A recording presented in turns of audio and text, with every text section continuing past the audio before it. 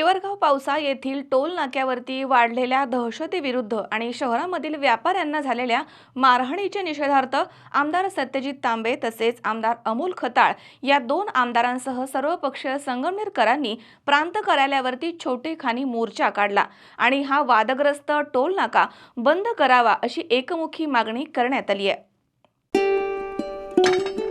सुनबाई, आजही चहा काल सारखाच बनव। अगं, कोणती नवीन चहापत्ती आणली आहेस का?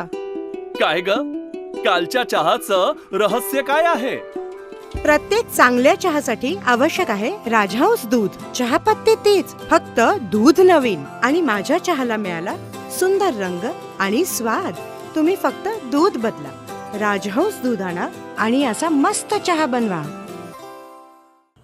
गाडीला धडक दिल्यामुळे नुकसान भरपाई मागण्याच्या कारणावरून शहरामधील भाजप कार्यकर्ते आणि व्यापारी असलेल्या तिघा बंधूंना टोल कर्मचाऱ्यांकडून बेदम मारहाण झाली आहे।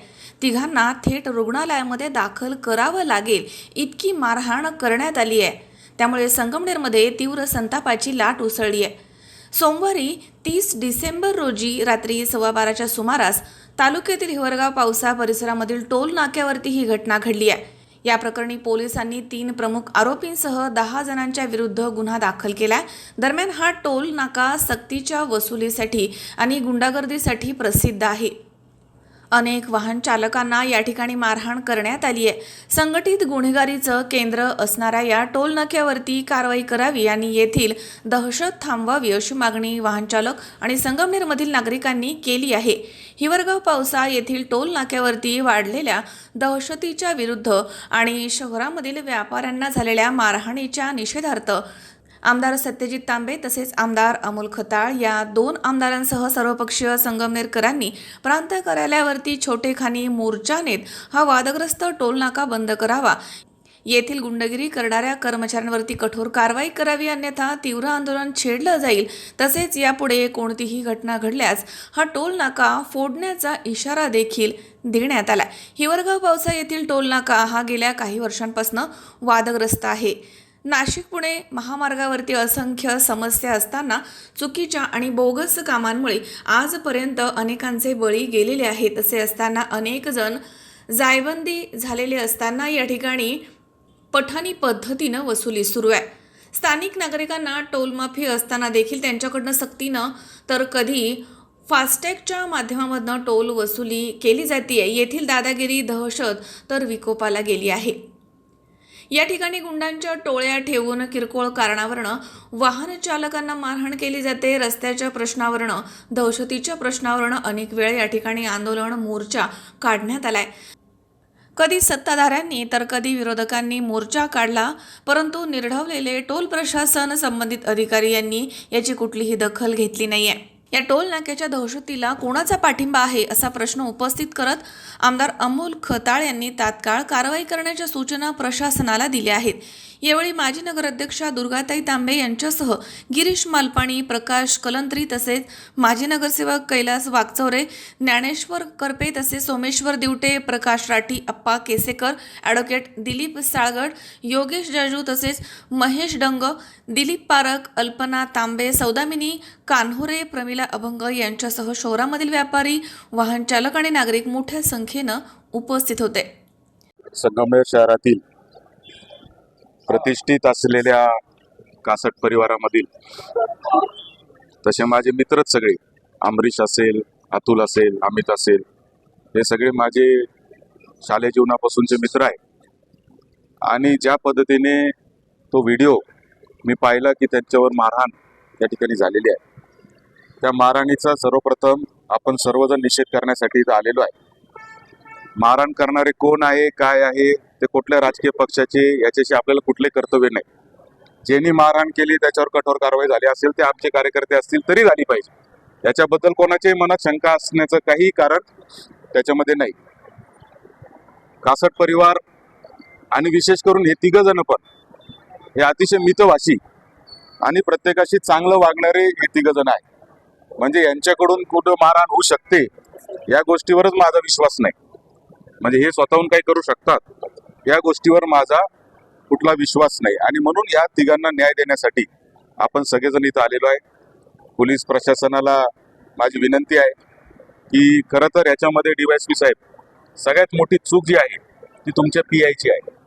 जे डुमणे नावाचे तुमचे PI आहे, तालुक्याचे PI, एक महिन्यापूर्वी त्या तिथं अशाच पद्धतीची एक घटना घडली आणि ज्याच्यामध्ये 2 कार्यकर्त्यांमध्ये मारामाऱ्या झाल्या.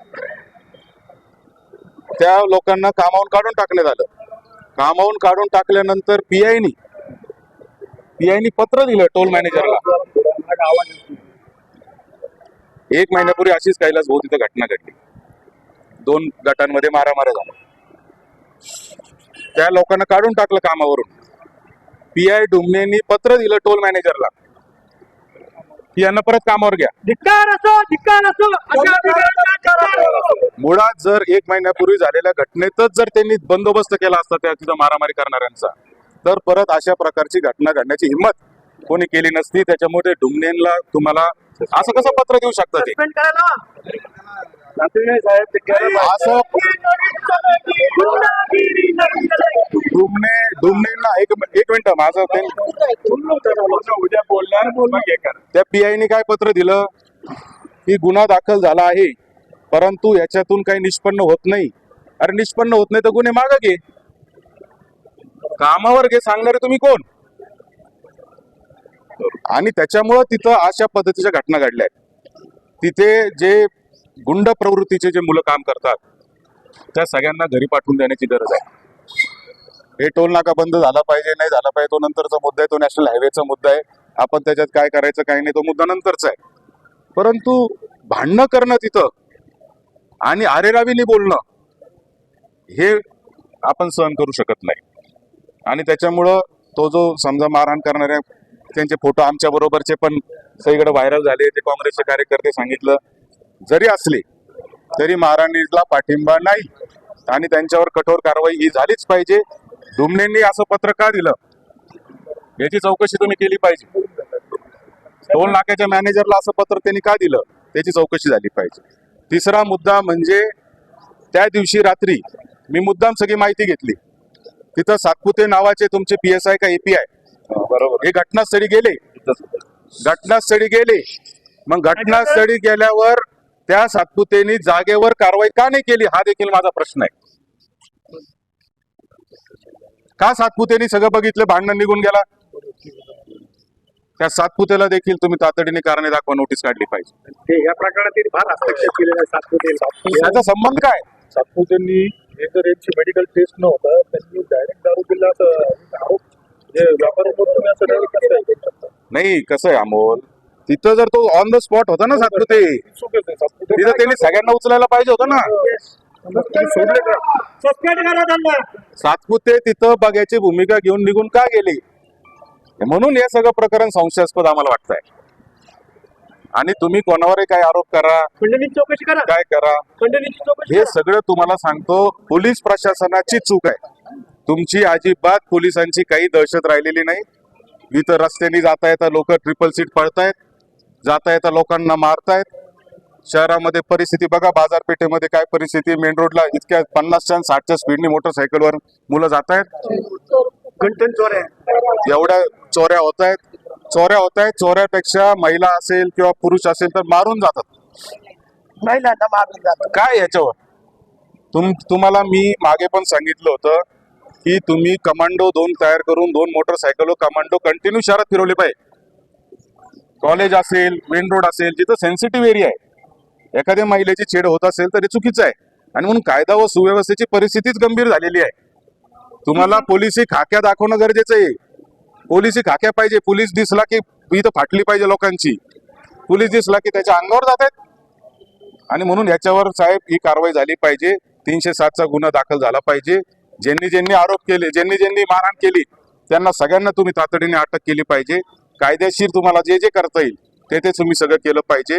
आणि इथून पुढं खाजगी जागेवर जर भांडण होत असतील तर पोलिसांनी हस्तक्षेप करता कामा नाही. का याला कामावर घ्या त्याला कामावर घ्या, हे तुमचं काम नाही.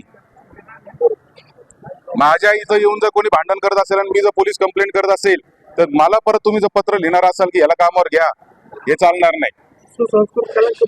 आणि म्हणून हे सगळं जे आहे तो पोलिसी खाक्या तुम्ही दाखवावा अशी तुम्हाला आमची विनंती आहे.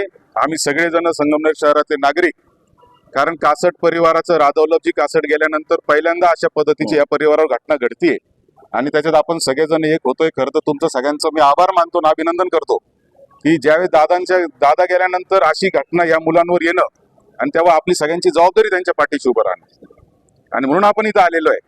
त्याच्या जागी जर एखादा भांडखोर गुंड प्रवृत्तीचा कोणी मुलगा असता तर आपण एवढे आलो पण नसतो.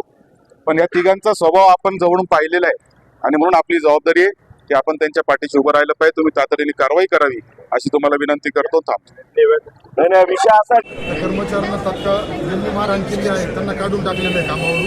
आता विषय राहिलेला आहे तुमचा गुन्ह्याचा, तो सुद्धा 307 लवकर एक दीड तासामध्ये दाखल.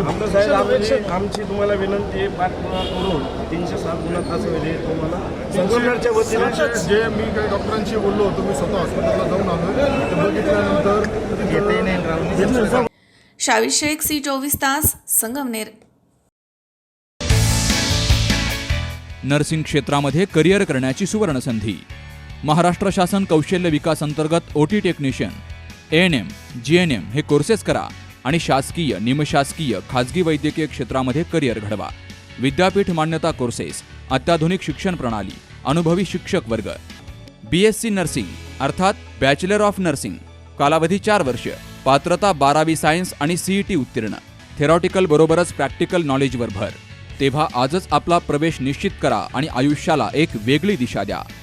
संपर्क doctor Deepali Praveen Kumar Pansare. Mobile number 84 68 81 64 40, 92 09 87 34 30, 82 37 66 04 32 आणि 82 37 54 04 32.